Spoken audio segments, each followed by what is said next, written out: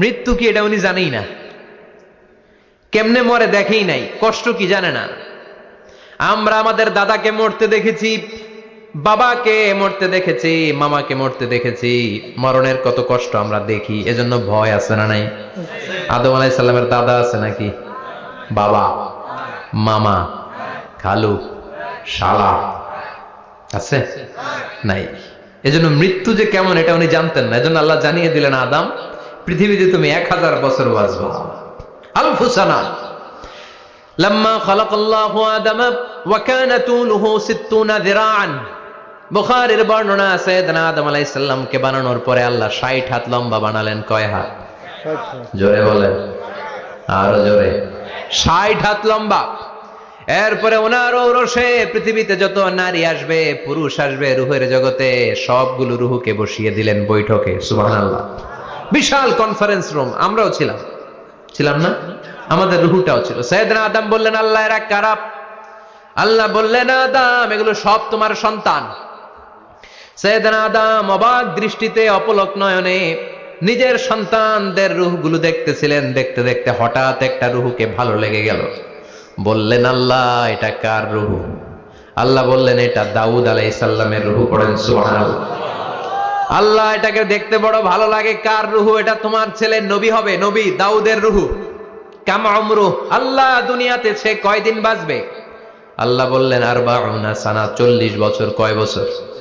সবাই বলেন, কয় বছর? 40 বছর। সাইয়েদনা আদম বললেন, মাবুদ আমার এত সুন্দর কলিজার টুকরা সন্তান দাউদ আলাইহিস সালামকে দুনিয়াতে মাত্র 40 বছর আপনি কেন দিলেন?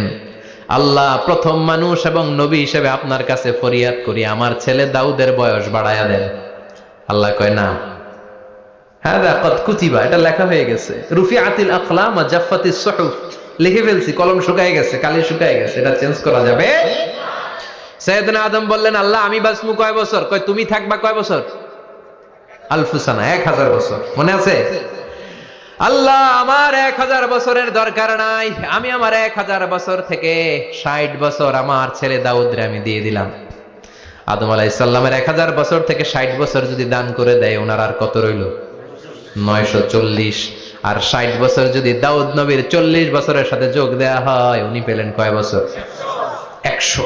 সাইয়েদনা আদম পৃথিবীতে আসলেন, এসে থাকতে শুরু করলেন। দিন গড়িয়ে রাত আসে, মাস গড়িয়ে বছর আসে, বছর যায় বছর আসে।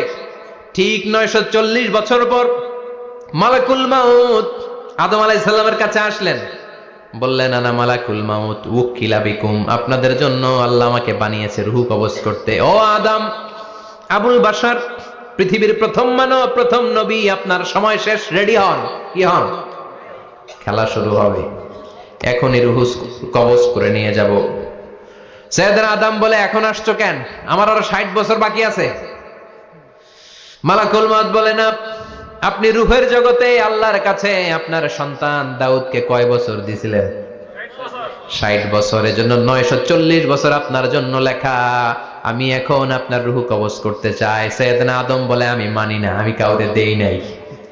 60 বছর আমি দেই নাই, আমি আরো বাঁচবো, আমি আরো বাঁচবো, 60 বছর আমি বাঁচবো, আমি দেইতেই নাই। মিয়া যাও।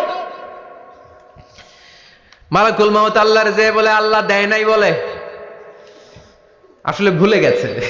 আসলে আফাতুল ইলমি আন নিসিয়ান, মানুষ ভুলে যায়, মানুষ বড্ড ভুলে যায়। আমরা অনেক সময় খাইয়াও কই খাই নাই। অনেক কিছু আপনি দিছিলেন কিন্তু ভুলে যাই, গলার নিচ দিয়ে নামার পরে কই তুমি কিচ্ছু দাও নাই। আছে না নাই?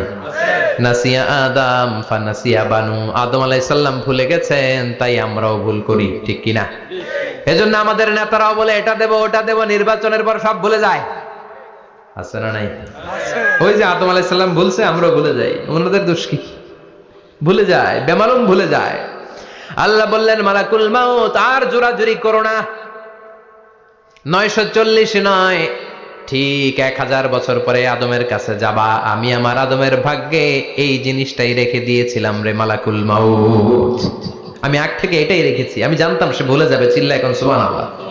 তার মানে পৃথিবীর সবচাইতে লম্বা মানুষ, 60 হাত লম্বা, এত শক্তিশালী আদম আলাইহিস সালাম শ্রীলঙ্কাতে এক লাফ দিলে আধা মাইল চলে যাইতেন। সুবহানাল্লাহ।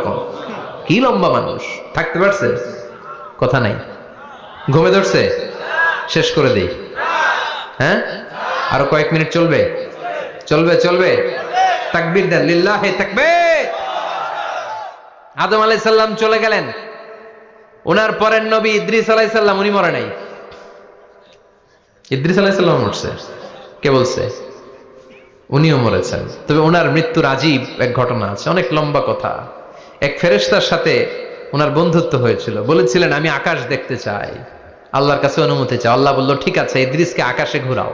প্রথম আকাশে ঘুরলেন, দ্বিতীয় আকাশে ঘুরলেন, তৃতীয় আকাশে ঘুরলেন, চতুর্থ আকাশে ঘুরলেন। ইন দ্য মিন টাইম চতুর্থ আসমানে মালাকুল মাউত পৃথিবীর দিকে নেমে আসছিল। ওই ফেরেশতা বলে মালাকুল মাউত আপনি কই যান? মালাকুল মাউত বলে একটু আগে আল্লাহ ফরমান জারি করেছে, চতুর্থ আসমানে আমার নবী ইদ্রিসের রূহ কবজ করো। সুবহানাল্লাহ। আমি বললাম আল্লাহ আপনার পাঠানো নবী সাইয়েদনা ইদ্রিস থাকে দুনিয়ায়, চতুর্থ আসমানে পামু কই? আল্লাহ কয় কথা নাই, দৌড় দে। আমি দৌড় দিলাম, এসে দেখি ইদ্রিস আলাইহিস সালাম এখানে রেডি। সুবহানাল্লাহ। ওয়া রাফা'নাহু মাকানান আলিয়্যা।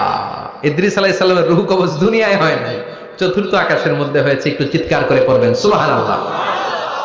এরপরে সুলাইমান আলাইহিস সালাম, উনি তো মরে নাই। মরছে? উনি জিন চালাইতো, উনিও মরবে? শক্তিশালী একজন নবী ছিল। উনি মালাকুল মাউতকে বলেছিলেন মালাকুল মাউত আমার মৃত্যুর সুয়াইয়া সামান্য কিছু আগে আমারে বইলো, আমার একটা কাজ আছে। মালাকুল মাউত মৃত্যুর কিছু সময় আগে এসে বলল সুলাইমান টাইম ইজ আপ, সময় শেষ, অল্প কিছু সময় বাকি, কি করবেন করেন।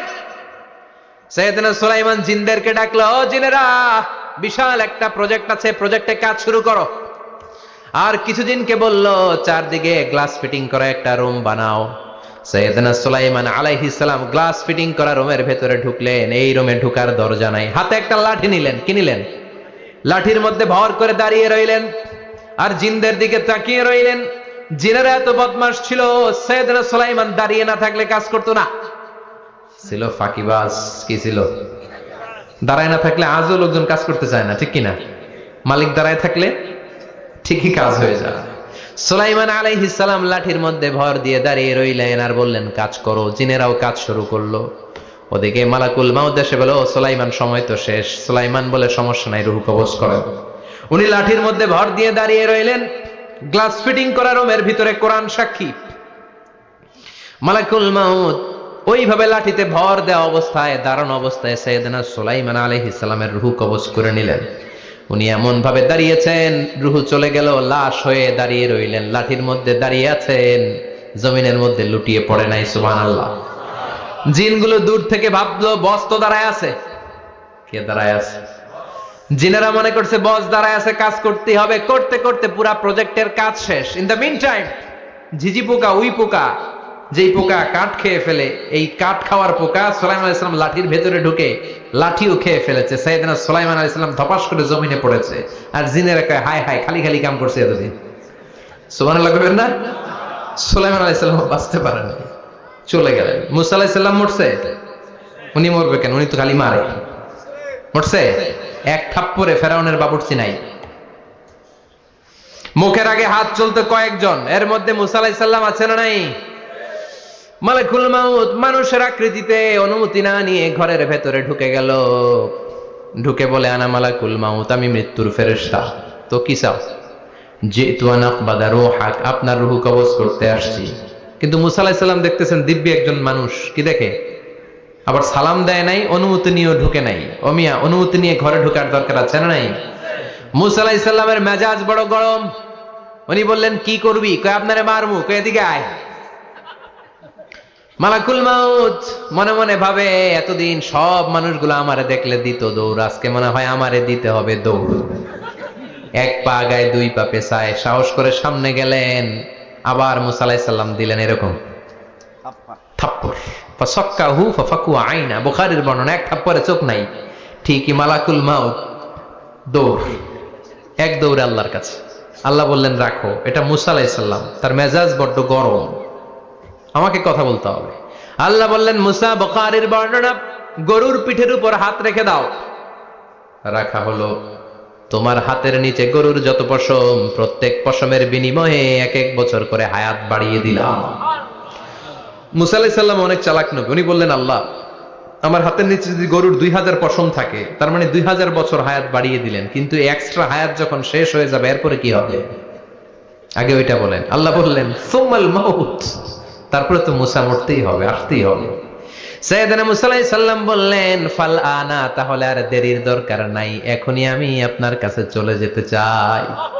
মালাকুল মাউত মুসা আলাইহিস সালামের রূহ নিয়ে উড়াল দিলেন। সুবহানাল্লাহ।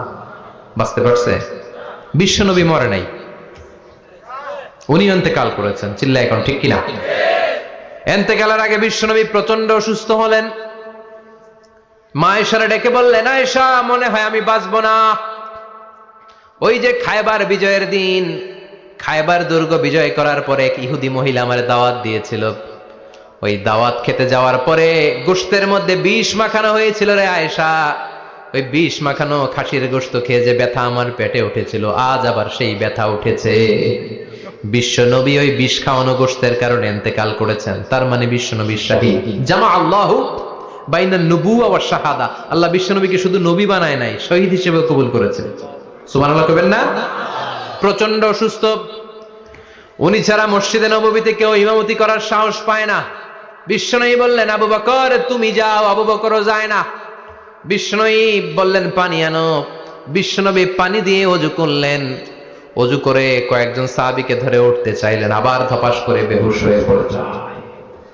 বিশ্বনবী উঠতে পারে না, আবার বললেন ঠান্ডা পানি আনো। পানির ভেতরে বিশ্বনবী 2 হাত ঢুকিয়ে দিয়ে ঠান্ডা ভিজা হাত দিয়ে চেহারার মধ্যে মাসে করলেন আর বললেন ইন্নালিল মাউতিলা সাকারাত, হায়রে মৃত্যুর কি যন্ত্রণা, হায়রে মৃত্যুর যে কি কষ্ট।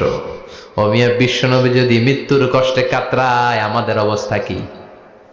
আমাদের নসিবে কি আছে? আল্লাহ তুমি বাঁচাও, করে না আমি। বিশ্বনবী কাঁদছেন, সাহাবারা একের পর এক দেখতে আসে, কান্নার রোল পড়ে গেল চারদিকে। বিশ্বনবীর কলিজার টুকরা নয়নের পুটুলি সাইয়্যিদাতুনা ফাতিমা বিশ্বনবীর কান্না সহ্য করতে পারে না। বিশ্বনবীকে ধরে মা ফাতিমা, সাইয়্যিদাতুনা ফাতিমা বিলাপ করা শুরু করে দিলেন, চিৎকার দিয়ে কান্নাকাটি শুরু করে দিলেন আর বললেন ওয়া কুরবাবা, ওয়া কুরবাবা, হায় হায় আমার বাবার কি কষ্ট, আহা আমার বাবার কি কষ্ট হচ্ছে। বিশ্বনবী বললেন ফাতেমা তুমি কেঁদো না, আমার কষ্ট আজকের পরে আর থাকবে না, আজকে তোর বাবার সব কষ্ট বন্ধ হয়ে যাবে। কি যেন কানে কানে বললেন, ফাতেমা আরো কেঁদে দিল। আবার কানে কানে কি যেন বললেন, ফাতেমা হেসে দিল। বিশ্বনবীর ইন্তেকালের অনেক পর মা আয়েশার কাছে ফাতেমা বললেন, আমি যখন প্রথমে কেঁদেছিলাম আব্বা বলেছিল আমি আর বাঁচবো না রে ফাতেমা। আবার কানে কানে একটা কথা বলার পরে হেসেছিলাম, আব্বা বলেছিল আমার পরে আমার পরিবার বর্গের মধ্য থেকে সর্বপ্রথম তোমার সাথে আমার দেখা হয়ে যাবে রে ফাতেমা। অল্প কয়েক মাসের ব্যবধানে সাইয়্যিদাতুনা ফাতেমা উনিও ইন্তেকাল করলেন। বিশ্বনবী শোয়া থেকে উঠতে পারে না। এক সাহাবীকে দেখলেন মেসওয়াক করছে, বিশ্বনবী মেসওয়াকের দিকে তাকিয়ে রইলেন। বিশ্বনবীর নিথর দেহটা পড়ে আছে। আয়েশারা যে বলবে আয়েশা মেসওয়াক দাও, বলতে পারেন। মা আয়েশা বুঝতে পেরে মেসওয়াক আনলেন, বিশ্বনবীকে মেসওয়াক করিয়ে দিলেন। এবার বিশ্বনবী বললেন ও আবু বকর শোনো, আল্লাহ আমাকে অপশন দিয়েছে। কি দিয়েছে? আল্লাহ বলেছে নবী আজীবন থাকতে চাইলে থাকেন, আর আসতে চাইলে চলে আসেন। আমি থাকতে না চেয়ে আল্লাহর কাছে চলে যাওয়ার ইচ্ছা করলাম। সাইয়েদনা আবু বকর কান্না জুড়ে দিলেন। বিশ্বনবী বললেন আসসালাত আসসালাত, ও আমার উম্মতেরা নামাজ তরক করো না।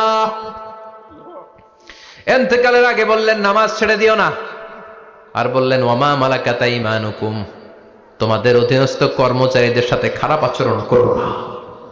ঘাম শুকানোর আগে পয়সা দিয়ে দিও। আর হাত দুটো উঁচু করে বললেন আল্লাহুম্মা ইলার রাফিকিল আলা, ও আল্লাহ আমি আপনার কাছে যেতে চাই। এই কথাটা বলে বিশ্বনবীর হাত দুইটা ধপাস করে জমিনে পড়ে গেল। বিশ্বনবীও চলে গেলেন। থাকতে পেরেছে কেউ?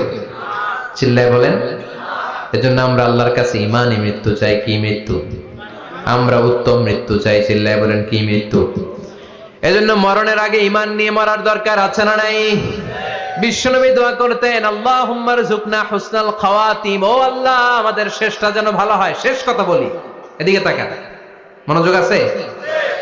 বলতেন আল্লাহুম্মা রযুকনা হুসনাল খাওয়াতিম, ও আল্লাহ আপনি আমাদেরকে ইমানের মৃত্যু দেন, আমাদের শেষটা ভালো করেন, কারণ সব ভালো তার শেষ ভালো। জানেন না এটা আপনারা? সব ভালো তার শেষ ভালো। আজীবন ইসলামের পক্ষে, আজীবন নামাজি মুত্তাকি, মরার আগে কাফের হয়ে মরে, এরকম আছে না নাই? মরার আগে শাহবাগের মঞ্চে উঠে ভাষণ দেয়, ভাইয়েরা আমার, আছে না নাই? আবার আজীবন কাফের, ইসলামের বিরোধী, ইন্তেকালের আগে কালিমা পড়ে সব মাফ করায়, আছে না নাই? বিশ্বনবীর শ্বশুর আবু সুফিয়ান, নাম শুনছেন? বদরের যুদ্ধে বিশ্বনবীর বিরুদ্ধে, মক্কায় বিশ্বনবীর ঘুমাতে দেয় নাই, উহুদের যুদ্ধে বিশ্বনবীর সাথে ফাইট, খন্দকের যুদ্ধে বিশ্বনবীর সাথে মারামারি, আহজাবের যুদ্ধে কিলাকিলি, সারাটা জীবন বিশ্বনবীর সাথে মারামারি, মক্কা বিজয় কালিমা পড়ে মুসলমান হয়েছে। গোটা জীবনে যা অন্যায় করেছে সব মাফ করে দিয়েছে কে? এজন্য আমরা আল্লাহরে বলি, আল্লাহ কালিমাটা পড়তে পড়তে যেন আমরা মরতে পারি, চিৎকার করে পড়ে না আমিন। জিহাদের ময়দানে এক সাহাবা যুদ্ধ করতে লাগলেন, বুখারীর বর্ণনা, যুদ্ধ করতে করতে কাফেরদেরকে মারতে মারতে, হাদিসের ভাষ্য লা ফাযা ওয়ালা শাযা ইল্লা ইয়াদরিবুহা বিসাইফি, তার সামনে যত কাফের আসে সে কচুকাটা করে। অন্য সাহাবীরা খুশি হয়ে যায়, অন্য সাহাবীরা বলে আজকের সব সওয়াব এই সাহাবী পেয়ে যাবে। কিন্তু বিশ্বনবী হঠাৎ করে একটা কথা বললেন, ওই কথা শুনে সাহাবীরা অবাক। বিশ্বনবী বললেন, হুয়া ফিন্নার, ও জাহান্নামে যাবে। কই যাবে? জিহাদের ময়দানে এক মুজাহিদ সাহাবী কাফিরদেরকে মেরে শেষ, কিন্তু বিশ্বনবী বললেন কই যাবে? কথা কয় না। এক সাহাবী কয়, ঘটনা কি? এত বড় মুজাহিদ ফি সাবিলিল্লাহ কেন জাহান্নামে যাবে? আমি লুকিয়ে লুকিয়ে দেখি। লুকিয়ে লুকিয়ে ওই সাহাবী দেখে, মুজাহিদ সাহাবী যুদ্ধ করতে করতে কাফিরদের বিশাল একটা ঘাটির ভেতরে ঢুকে গেল। মারতে মারতে মারতে মারতে হঠাৎ এক কাফেরের আঘাতে এই মুজাহিদ সাহাবীর ডান হাতটা কাটা পড়ে গেল। এবার ডান হাত দিয়ে ফিনকি দিয়ে রক্ত বের হতে শুরু করলো। মুজাহিদ সাহাবী আর যন্ত্রণা সহ্য করতে পারে না। যন্ত্রণা সহ্য করতে না পেরে কাতরাতে কাতরাতে নিজের হাতের ছুরিটাকে জমিনের মধ্যে গেড়ে দিয়ে ছুরির উপর ঝাঁপিয়ে পড়ল। পেটের এই দিক দিয়ে ঢুকে ওপাশ দিয়ে বের হয়ে গেল, এফার হোফার হয়ে গেল, মানে আত্মহত্যা করলো। ঠিক কি না? জাহান্নামী না? কথা কম। লুকিয়ে লুকিয়ে যে সাহাবা দেখেছে, চিৎকার দিয়ে বিশ্বনবীর কাছে যেয়ে বলে, আশহাদু আন্নাকা রাসূলুল্লাহ, ও নবী আপনি যে আসল নবী, কোনো সন্দেহ নাই, আমি লুকিয়ে লুকিয়ে দেখেছি। ওই মুজাহিদ সাহাবা বেঁচে নাই, সে কাফেরের আঘাতে শহীদ হয় নাই, নিজের পেটে নিজে ছুরি ঢুকিয়ে আত্মহত্যা করেছে। আজীবন বিশ্বনবীর সাথী, মরার আগে জাহান্নামী। আমরা কেউ জানি না আমাদের শেষটা কেমন হবে, এজন্য আমাদের শেষটা ভালো হোক, ভেরি সেন্সিটিভ ইস্যু। আমাদের শেষটা ইমানের হোক। এখন যেমনি মাথা ঠিক আছে, বুদ্ধিমত্তার সাথে শাহাদাত বাক্যের উপর যেন আমরা মরতে পারি, আমরা পড়ি আমিন। চিল্লায় পড়েন আমিন। কি করে বুঝবেন মৃত্যুটা ভালো হলো? এক নাম্বার আলামত আন-নুতকু বিশ-শাহাদা, মরার আগে আওয়াজ করে জিকির করে কেউ যদি পড়তে পারে লা ইলাহা ইল্লাল্লাহু মুহাম্মাদুর রাসূলুল্লাহ সাল্লাল্লাহু, এটা হচ্ছে আলামাতু হুসনিল খাতিমা। আপনার মৃত্যুটা যে ভালো মৃত্যু হয়েছে এটার আলামত। কি মৃত্যু? সবাই বলেন ভালো মৃত্যু আমরা চাই কি চাই না? ভালো মৃত্যুর এক নাম্বার আলামত কালিমা পড়ে যদি মরতে পারে। বিশ্বনবী বলেন, মান কানা আখিরু কালামিহি লা ইলাহা ইল্লাল্লাহ, যে ব্যক্তির সর্বশেষ কথাটা হবে, বাক্যটা হবে লা ইলাহা ইল্লাল্লাহ, দাখালাল জান্নাহ, সে জান্নাতি হয়ে যাবে। সুবহানাল্লাহ পড়েন। এরপরে বিশ্বনবী বললেন, আল মুমিনু ইয়ামুতু বিজাবি ইরকিল জাবিন, মুমিন যখন মারা যায় তার কপাল ঘেমে যায়। সুবহানাল্লাহ পড়েন। হাত ঘামে না, পা ঘামে না, মুমিনের কপাল ঘামে। সুবহানাল্লাহ। এজন্য কেউ মারা গেলে কপালের মধ্যে হাত দিবেন, দেখবেন ওই ঘামের মধ্যে একটা জান্নাতি ঘ্রাণ আছে। সুবহানাল্লাহ। আল্লাহ আমরা যখন মরে যাব আমাদের কপালটা যেন এরকম ঘেমে যায়। আমিন পড়েন আর জোরে আমিন। আল মুমিনু ইয়ামুতু বিআরাকিল জাবিন, মুমিন মারা গেলে তার কপাল ঘামে। কপাল ঘামলে বুঝতে হবে এটা ভালো মৃত্যু, ইমানি মৃত্যু। চিল্লায় বলেন ঠিক কিনা? এরপরে বিশ্বনবী বললেন, ফি লাইলাতিল জুমা, জুমার রাতে যদি মরে, আও ফি শাহরি রমাদান, কিংবা রমজান মাসে যদি মরে, আও ফি সাফারিল হজ, কিংবা হজের সফরে যদি মরে।